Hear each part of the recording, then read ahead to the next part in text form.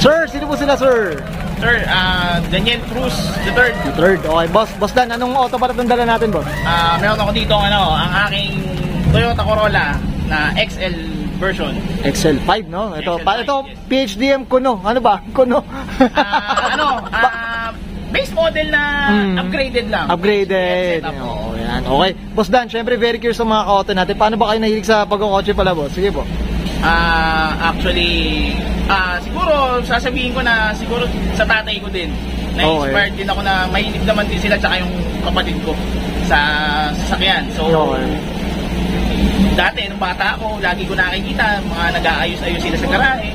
So, yun, parang nahilig na din ako. Nahilig, naging grease monkey na rin, boss. In a way. In a way. Kung ba nasa family ano rin eh, no? Nasa roots din ng family. Okay.